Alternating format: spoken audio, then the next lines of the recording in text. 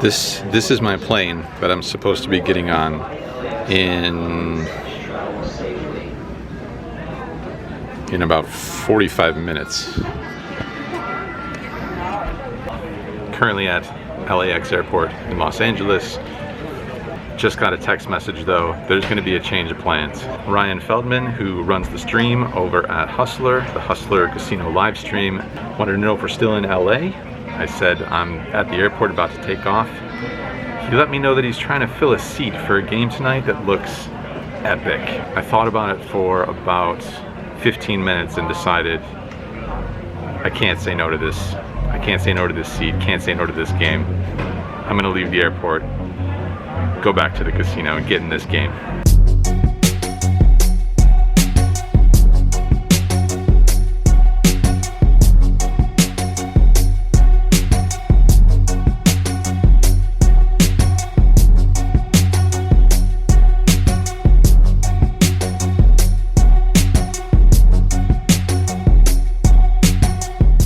When you agree to play in a game like this, the nerves are there for sure.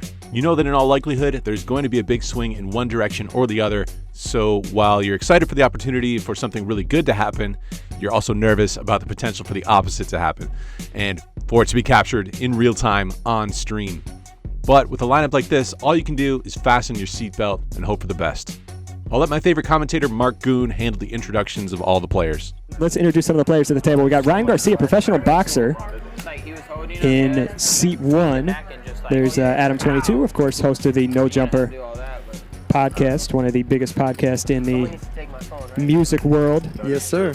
Seen Mickey on the show. He's definitely not afraid to mix it up and put the money in there. He's a wild boy. That's for damn sure. There is Fora, hip-hop artist, in seat 4. We probably got more face tattoos at this table than any poker table that's ever been streamed before. That's a fact.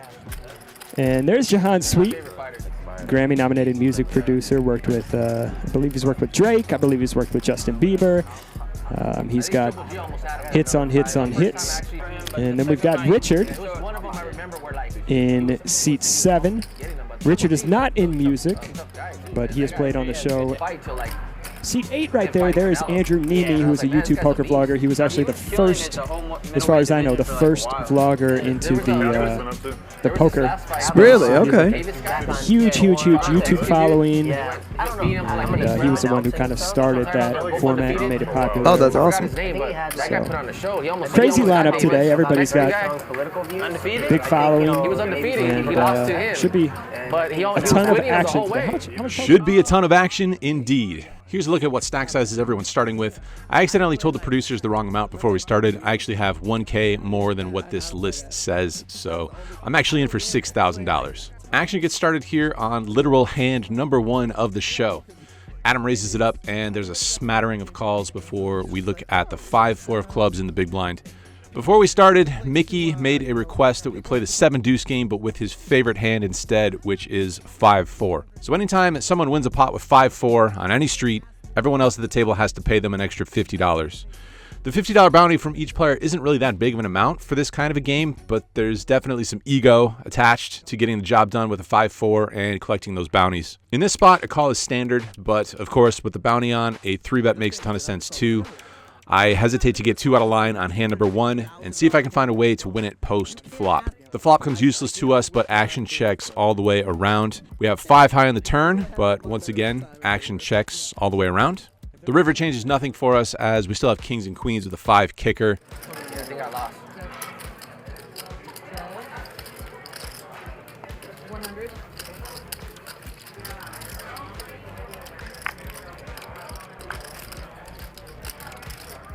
Drop it. I'll let you resideways. You're sideways. Action checks to Adam, who bets his ace high. I find it a little tough to believe that he wouldn't go for value with a boat versus 4 opponents. And this is my last chance to try and collect the bounties, so I'm going to go for it with a check raise to $380. I'm not really sure if this is a value bet or he's just... Maybe it is a value bet, but Andrew is turning his counterfeit pair of 5s into a bluff here. So there's 2 kings and 2 queens on the board. Adam has ace high, so the ace plays. Adam has the best hand. You got it. I was going for it with a 5-4. Andrew runs a little bluff here. Adam picks it off, and Adam takes down the first pot. I can't let a vlogger do me like that. Hand one, dude. Ace high. Adam finds a way to win the maximum with ace high on this board, and it's podcasters 1, vloggers 0 so far. Looking back, I wonder if a bigger bet might have got the job done in this spot, but we'll never know, and Adam makes a good call. What about if you would have went hard to pair with How long ago was I'm this? just like, is he really paying attention to the game? What game? Feeling me. Afterwards, Adam makes a comment here that it's a little difficult to pay attention to the game. I'm not really sure what he means. Turn the board, turn the board. Get off that shit. In this hand, we find a suited wheel ace under the gun and raise it up to $80. Fora finds a much better ace on the button and wants to play for more, making it $200 to go. Jahan has a pretty looking Jack-10 suited, a lot of people's favorite hand, and he comes in with a cold call, giving us an even better price to make the call, looking for some diamonds. Unfortunately, he comes ace high and is trouble for us. Making matters worse is that after we check to the 3-better, he c-bets for 80% of the pot. After Jahan gets out of the way, not knowing anyone's tendencies yet, it seems like a mandatory call here with top pair. Thank you. You're doing like part-time business thing here as well? The turn's a bad card since we have no hearts in our hand, and even though Fora bets a much smaller percentage of the pot this time, I think we should maybe look for a more favorable scenario. Andrew makes a good fold on the turn.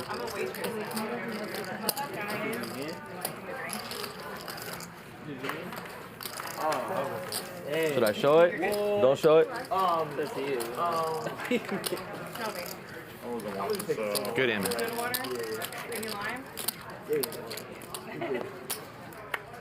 up with that new MySpace? Limped pot here, and we're in there with the queen jack, flopping a gut shot, and action checks through. The turn improves us to an open-ender, and with no bets on the flop, maybe we have overcards to any other pairs that might exist too. I lead out this time for half pot. Jahan makes the call with a much worse straight draw, and the gin card comes in on the river. Definitely going for value, and maybe finding a bet fold if we face a raise since it's the 3rd club. I've never heard about the Google alphabet. Damn, I don't know why I thought it was on me. Yeah, straight. Ooh, bigger straight than mine. Straight? Dang. Wow, sick one.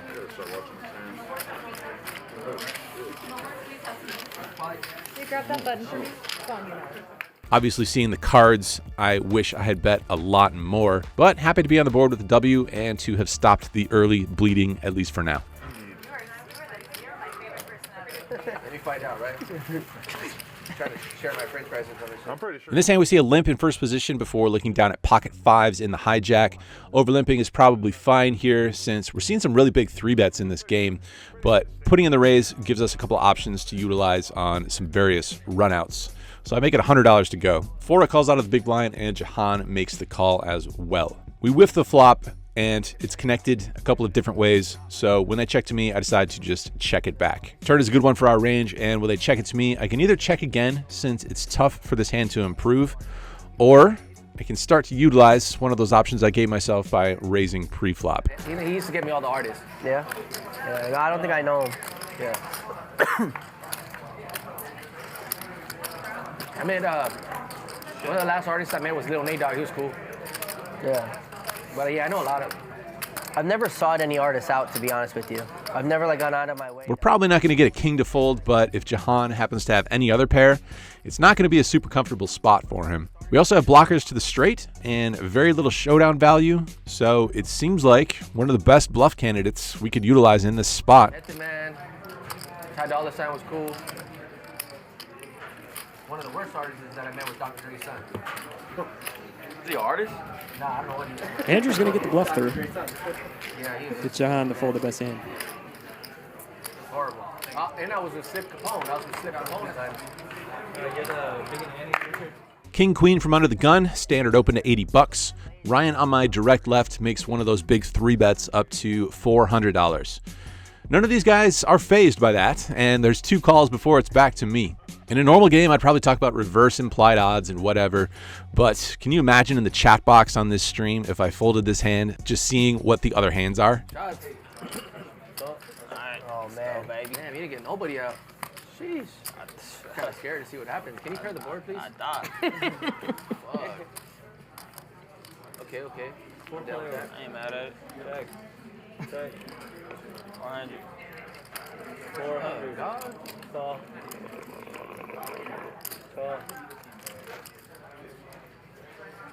There was $1,600 in the middle pre-flop and $4,900 in my stack. After we flop top pair, there's not going to be too much choice here. Action checks to the 3-better who continues for the same bet of $400, and both Mickey and Richard call. With flush and straight draws out there and versus a 1/4 pot size bet, flatting seems terrible. Damn, that shit is a lot of oil.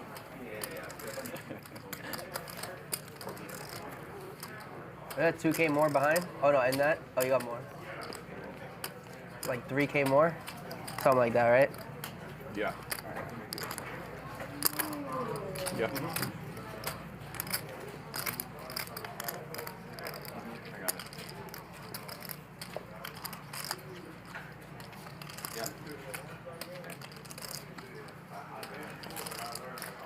Are we running a clock or no? All right.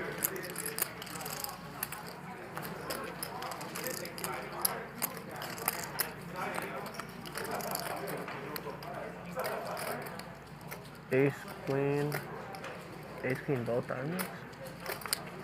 Ace, queen, queen, both diamonds. King, queen, ace, queen, queen, queen, king, queen.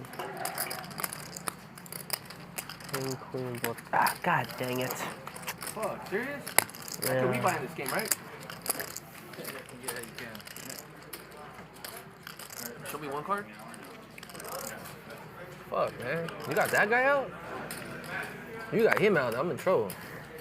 I don't really have a good one to showdown. Fuck. How much is that again? 16. 12 more. 16 total. Andrew's putting Richard to the test here. Andrew's got top pair. Richard's doing a little bit of posturing here. I think he's going to fold after all this talking. 1,600 bucks. He just wanted to hear it again. He need to hear it one more time. Who just gives away 1,600 like that? Shit, man. What the fuck? What should I do, guys?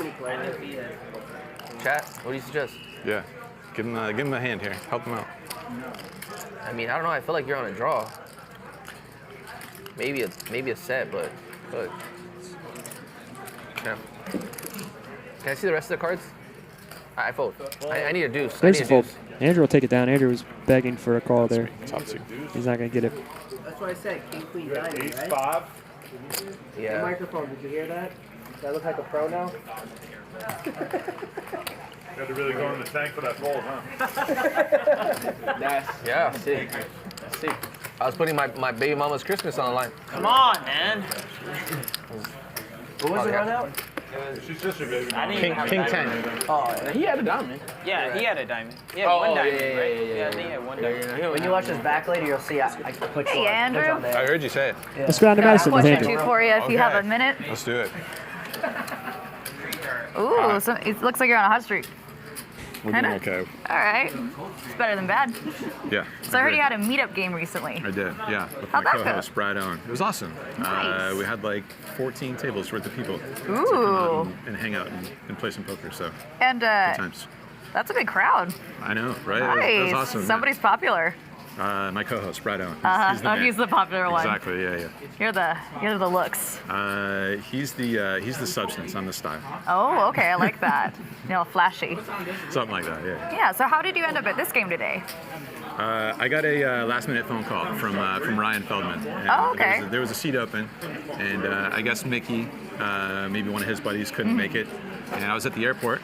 Oh, and so he you were said, already about to get on the airplane. I was out of here. I had a flight in like Really? 45 minutes, and I couldn't say no to a seat with these guys. So You're a good friend.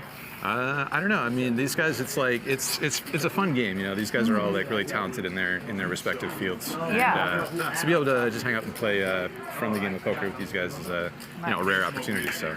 That's true. Like when we ever get this group together again. Exactly. Well, speaking of which, so this is like kind of an eclectic group. We got a lot of musicians here, and you're one of the professional players here.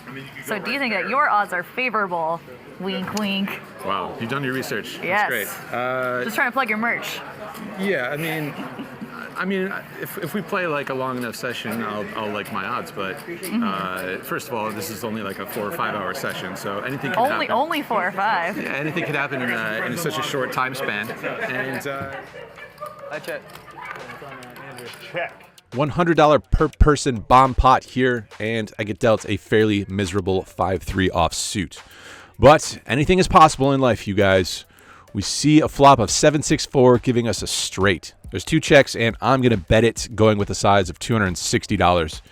We lose 2 opponents and retain 4 others heading into the turn. The board pairs and adds a backdoor flush draw, but probably not too much reason to hit the brakes yet.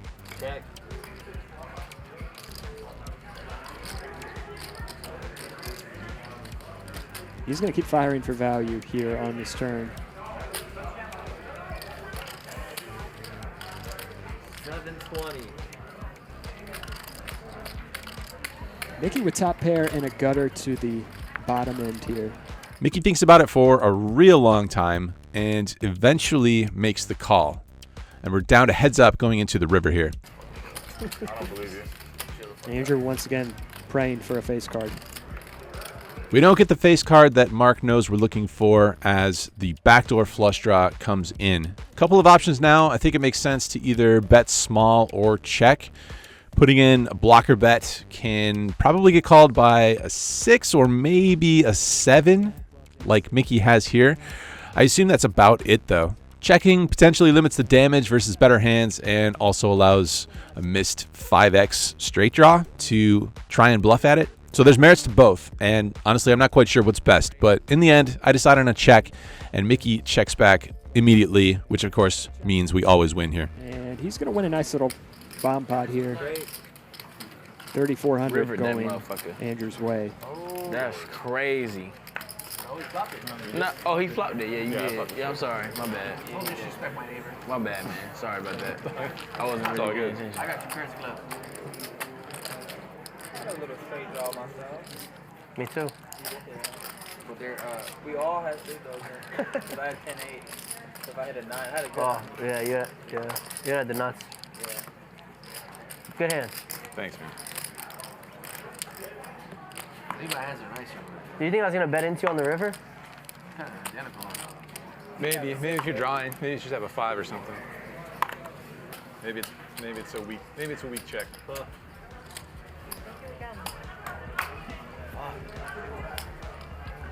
Two limps here, and we upgrade this time from the 5-3 offsuit to pocket kings. I make it 120 to go out of the cutoff, and the button hijack want to see a flop.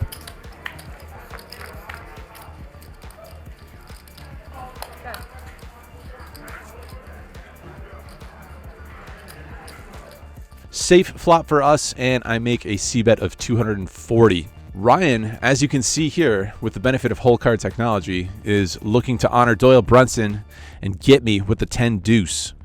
And he puts in a raise to a cool $1,000. Richard makes a cold call, and it's back on me. When I first saw the raise, the immediate plan was to just flat call in order to keep Ryan's range as wide as possible. But when Richard comes in behind him, even though the board isn't real wet, I'm thinking about changing that plan. Whatever they have will have equity, and if I know that I'm never folding an overpair in this spot on later streets, which is what I've basically decided, then I should probably just charge their holdings for more. I have about $9,000 in my stack, and Ryan covers me, and it's definitely not a small amount of money, but in this game, you kind of just sign up to put it at risk and hope things work out. I heard he still plays. Well, actually, no, but he can't play at that casino. No, I don't think he plays anymore. I watch so much on over all the time. I seen one time this interview. He's being interviewed, about like while the game. Like how they pull aside and they start talking. And he's being interviewed, and the interviewer, like the hostess or whatever, the chick, starts asking him like pretty Ryan direct making an questions, airball raise and here. he's really Andrew's got having kings. trouble answer. So the guy that's being accused of being in on it with him, sending him the card info, How much? Like he's standing nearby. Richard is committed at this point, and after Ryan's out, we agree to run the turn and river twice. He's going to put the money in, and Andrew's way ahead. Richard's going to need a 7 or a 10. There's a king. He's dead. Wow. Exactly. That's the oh, there's a 7 on the second board. Chop it up. And they're going to chop it up. I think it's that noise you made that won him the... A little disappointing to not get the scoop, but we still profit after Ryan goes for the heroic attempt that doesn't work out. And it's not like you don't want the action. We get a lot of it here with these pocket kings, all things considered, and it's not a terrible result. Also doesn't have their phone. They go above and beyond. Limit pot here, we're in there with the 10-8 offsuit in the small blind. Flop checks through, and we hit top pair on the turn. I lead out for 60 and get called by Ryan and Richard. It's a pretty dynamic board, so there isn't going to be too many clean river cards for us. River's an offsuit queen, and I check with second pair now. Ryan checks, and Richard in last position makes a bet of $300, which is a little bit of an overbet. It's not a good price, but it seems like one of the better rivers for us, since it's pretty detached from the rest of the board. Richard has certainly earned himself some action at this point, so I make the call, hoping it's a missed draw of some sort. Queen's up. Can't hit no 7.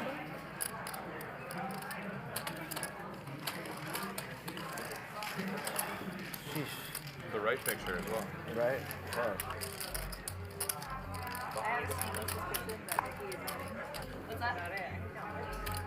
In the very next hand dealt, we see 2 limps before Richard raises it up to 140. The 5-4 game is still on, of course, and that's what we're looking down at. I think about a couple of options and decide on a non-standard one here. I want to 3-bet it to get it heads up versus Richard, and then try and navigate post-flop. But since I know I have no fold equity here, I don't want to go too big in case it doesn't work out, and with a smaller size, maybe limit my risk a little bit. I decided on a raise size of 320, which should discourage any light cold calling behind me. Unfortunately, everyone actually has what are essentially monsters in this game, and this 3-bet just not going to work.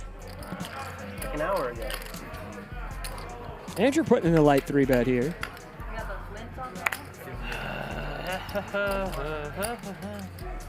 One lucky sweat. Lucky sweat. You look at my hand. Can He you? does not get anybody to fold. We're going to go 4 weights to this flop. Wow, why do I feel like I'm very behind? Feelings? 4 players. I check. Look at that. Andrew flops middle pair. Richard's got a monster draw here. 800. Straight flush draw. Richard flops the world and leads right into me for 800, which, considering his hand and how this board probably doesn't typically help me, seems pretty reasonable. Kind of a tough spot for me having flopped some equity, but having no idea where I'm at in a 4-way pot, and again, without any fold equity, I just decide to abandon ship here with what is actually the best hand at the time. To fold the best hand right Shitty now. hand. You call me. We'll check it out. I'm behind. You ran twice? Sure. Can I see the rest of the cards? Damn! Good hand, man. I folded ace queen. I'm sick. I'm sick. You lose to me. Jeez. Yeah, flush off straight draw. No, he would have made it straight. I would have made it straight. So far, Mickey's little 5-4 game has not been working out in my favor one bit. With his luck, you should have called, man. I should have called that motherfucker, man. I gave you the option. Wow, he did. In this hand, we're first into the pot with a king-queen suited and make it 80 to go. Adam finds the 5-4 of the same suit this time and is going to look to make it happen with a 3-bet up to 300. He runs into 2 very playable hands, though, when Mickey makes the cold call out of the small blind, and I'm going nowhere with 2 to a royal. We flop a flush draw, so we're almost certainly going to be continuing on this board, and it looks like it'll cost us something when Adam starts going for chips.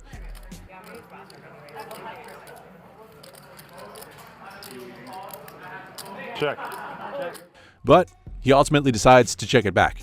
The turn is an ace, which of course is a good card for the 3-better, so we check it over to Adam again.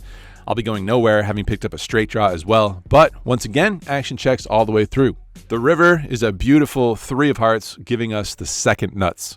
When Mickey checks, I want to make a big bet here since I don't think stronger hands like a good ace will find a fold. I don't think pocket 10s or 9s are going to find a call anyway, so seems like we should go for as much value versus the strong hands as possible.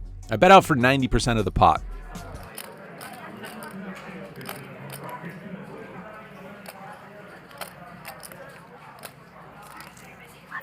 Love you too. Bye-bye. This is so awkward. Nice meeting you.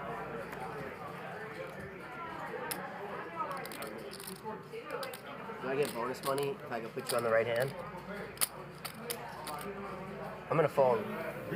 But do I get bonus money? Adam thinks about it for a while, and we get some interesting news in the form of a raise. Mickey quickly gets out of the way with a good fold and somehow losing the absolute minimum here with ace-king. Looking at the hands, of course, it's a bit of a dream spot, but in the moment, I'm deciding A, whether to raise, and B, for how much. After both the flop and turn check through, it seems very unlikely that Adam would hold ace-high hearts here.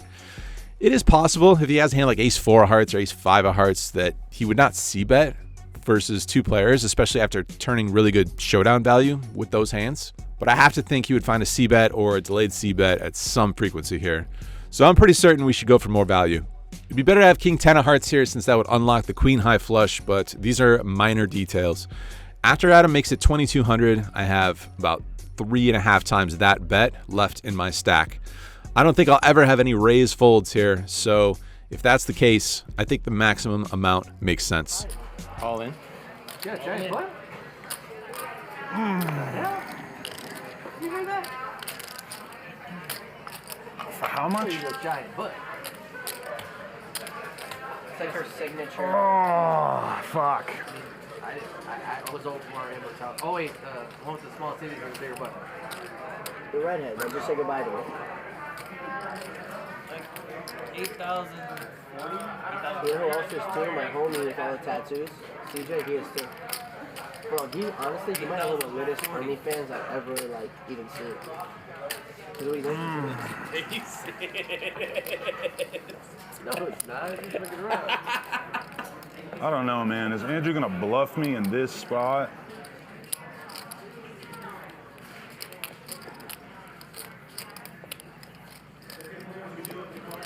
The thing is that I don't understand. I don't think you could put me on what I have because I didn't play what I have like what I have. I'm going for the white. That's the only reason why I want to call. Not that I am, but.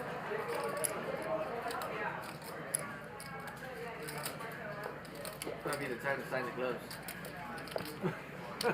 Might be a while, right? All right, I call. Oh. 5-5 flush. Fuck. Oh, God.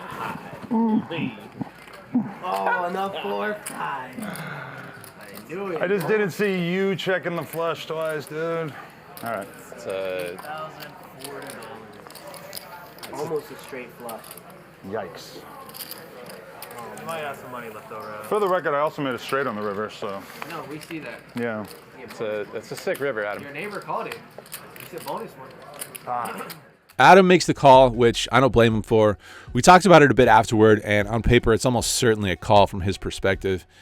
You're probably thinking I'd never have a bluff there, but the clear bluff candidate would be the naked ace of hearts. And I know what you're thinking. Come on, Andrew. You're never going to try and bluff these guys with blockers. If he shipped it here, I'd lose my mind. Andrew's got game for sure. Wow. Ooh. And he puts in the raise. Oh, man. Insta call by Skydiver Scott. Called. Wow. This one works out better to the tune of an $18,000 pot, which is by far the biggest pot that I've played so far in my career. I'll do whatever. Good hand, Andrew. It's a sick river, man. I mean, flush over flush, you're gonna lose a bunch. Oh, I have luck. Got 500. Come back with. I can run 500. In Baccarat, I can run 8,000? Absolutely. You guys gonna keep going? I mean, I'll keep going. You guys will keep going. 6.7. All right, G. Good game, man. Hey, man. Take it easy. All right, bro. How much is it? Hey, man. Same. Oh, yeah. 100? Raise to 100. Call. Oh, yo, 120. And it's on you, Richard. 100 to 12.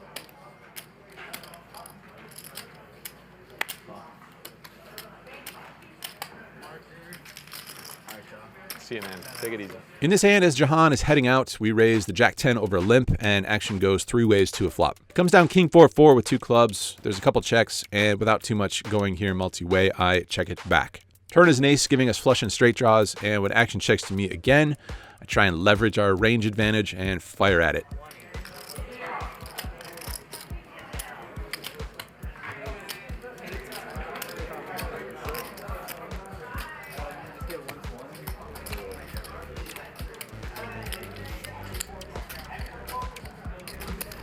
It's the only way we get our money back. I abstain. That's Not the with only this way to game, get your the way money this back. game's playing. It's kind of. All right, so there's 3 completely separate, but what I think are interesting things that happen in this one hand. The first is that it felt like the table, and in particular Adam, was still reeling a bit from that big flush over flush hand.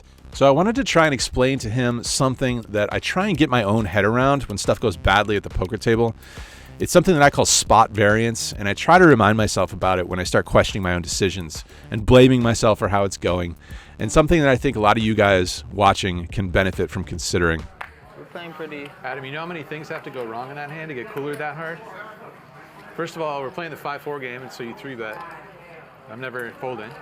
Then it comes. Good point. Then it comes 2 hearts. I'm never. For some reason, we both don't bet.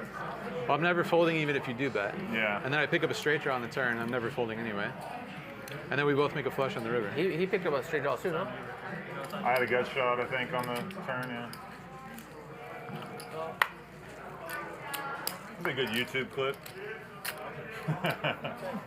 It's just auto cooler. Like, there's just no way that he doesn't lose a bunch here in that flush over flush spot with the 5-4 game on. Neither of us are ever folding pre-flop or post-flop. And yeah, you can have a discussion about the river dynamics or whatever, but it's just the nature of this game when equities collide. You can feel like you did something wrong when you get dinged for a bunch of dollars, and it can be a pretty consuming feeling. I could have folded. Or, no, I could have called the river. Would have been a very reasonable thing for me to have just called your bet. It's a little funny because Adam is at least out of his own head and back to his verbalizing ways. But meanwhile, there's an interesting spot that's developed that has my attention.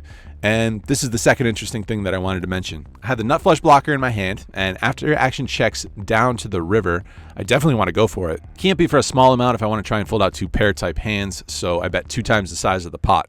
Ryan thinks for a bit and folds a straight, which I'm not sure I expected to see happen. But blockers can go a long way sometimes. I could have called it with a straight, but. The third and final interesting thing is a shout out to Patrick Curran on the live stream controls. There's a job title during a live broadcast called the switcher. It's the guy in the back room who decides which camera angle to present to the audience, literally switching between cameras on the fly. This is some nerdy production shit, I know, but I genuinely love it. And here's the whole sequence again with Patrick at work capturing it all. I could have called it with a straight, but I didn't feel like it. Yeah, it's hard. Any heart? Got to. Let's go. Casual $600 straddle in this hand from King Ryan. 2 limps for $600, and we find pocket jacks. Typical raise size in any normal game might be 3 to 4 times the size of the blinds, and then 1 additional big blind for each limper. That puts us at $3,000 for an opening raise size here. Let's make it $2,700. Should be just as effective, probably. 2,700. Here comes the big raise from Andrew. Ryan's got a real hand here in the straddle. 2,000 what? 2,700. Can you get another white claw when you get a chance? I think this is enough. I don't know. Count that. 21 on top. So a little bit more. 1,000 more? 2,700. Look where you done started. I knew he was going to start something. $600 straddle from Ryan. 600. Started this hand. Alright, go. And go heads up. $6,600 going to the flop.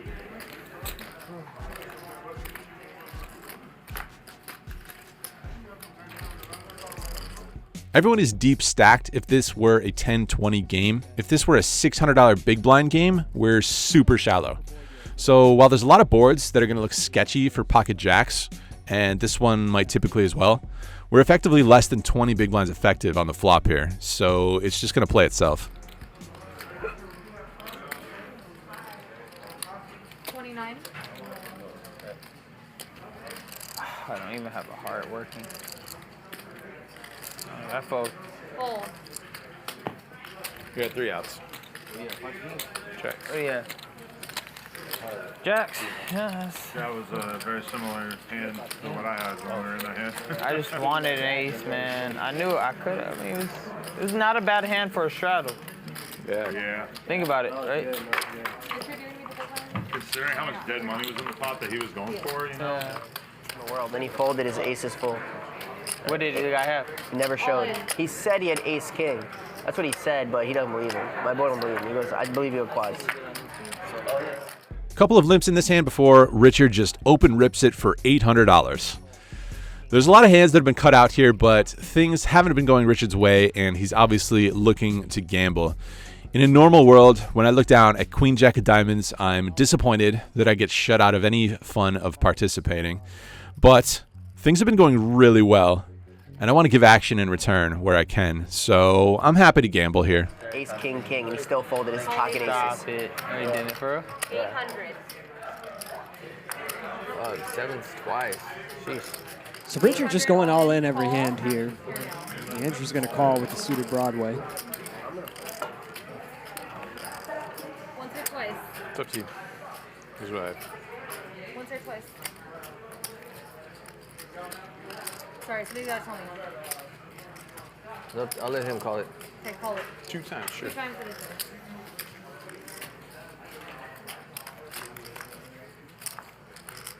King and a queen on the flop. Andrew's going to need another queen or jack. Good board for you.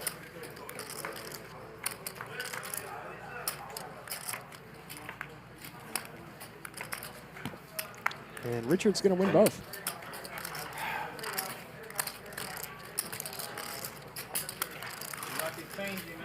Yeah, right. Stop playing. Times are changing. Stop playing. I'm so mad right now. You said 5? I'll go 5. Can I straddle a bomb pot? I'll go 5. You want to go 5? I'll go 5. I'll go Let's keep 5. it reasonable here, guys. I'll do 500. Go 5. Who's All that? right, fuck it. Now I'm on tilt. $500 bomb pot. Everybody has to agree though. Yeah, everybody's doing it. I'll do it if everybody else wants to do it. All Peer right, pressure's yeah, come on. on. Just seal him out. I already got peer pressure. Come on for I it. didn't want to do this shit. The game is approaching the end, and the boys are looking to gamble. There's a suggestion of kicking the bomb pot stakes up to $500 per person this time, which I'm never going to say no to, but it definitely gets a little hairy. With everyone in and having 100% ranges, anything can happen when you bloat the pot that much if you happen to connect decently well in this scenario. Turns out we find a worthless 9 deuce offsuit, and we stay out of trouble this time around. Good. I'm going to Wake bet up 5. with 2 pair I bet 5. in a $500 bomb pot. Yeah, it's 5. $2,000 straddle. Serious? Not sure if you caught that, but you can see it right there. $2,000 straddle from the young legend, Ryan Garcia. When people do that, it's like you just look at your hand, just praying to have a hand. No, 1,800. I would give anything to have a hand right now. 1,800. Yeah. And you record 2,000 out. Well, I get it through for the first time. Or will Oh, you call me shit. for 2? How much are you? 5 behind? 5,100 behind. All in. All in. Folds over to me, and we find the king, queen, and with a 2K straddle on, Ryan has 5,000 behind. Let me do some quick math here. We've got about 2.5 big blinds behind. I guess I have a straightforward jam. Oh, man.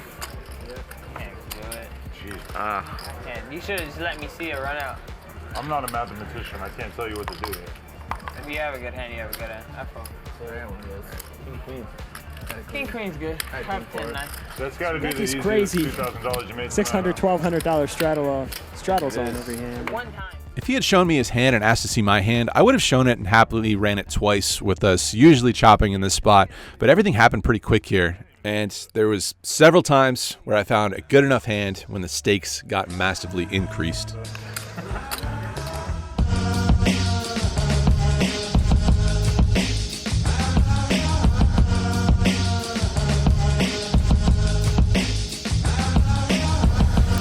Insert clickbait here, guys. Biggest win ever, and it's not exactly close. Get into this game for $6,000. It said 5K, but into the game for 6K. Out of the game for $21,830. You guys go ahead and do the math on that one. By far my biggest win, biggest result in either direction. Happy it's to the good side, which is going to happen. Hope to keep playing bigger and bigger games. Hope to keep pushing myself, keep pushing my boundaries, expansion, in poker and otherwise. So feeling good. Gonna go grab a drink with Mr. Mark Goon, who was on commentary duties for tonight for the stream. But cheers to everybody who played on this game with me. Obviously not just because I won, but they were nice enough to include a poker vlogger in the mix. Fun game, of course, for multiple reasons, but really cool to chill with all those guys. All right, I'm just gonna soak in this this goodness, this good feeling, and look to keep it going. The vlog is back. Gonna look to keep pushing on, pushing forward, and hopefully more stuff like this. Cheers.